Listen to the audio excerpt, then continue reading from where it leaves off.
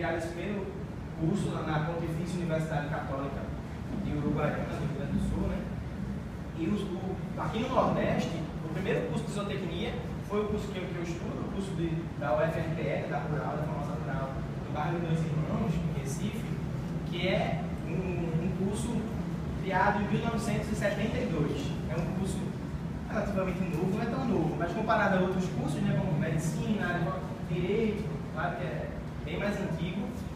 E esse curso da zootecnia, aqui hoje no Brasil existem mais de 90 instituições que têm curso, instituições federais, estaduais, particulares, os IFs da vida. Alguns já têm curso de graduação em zootecnia e também curso técnico em zootecnia.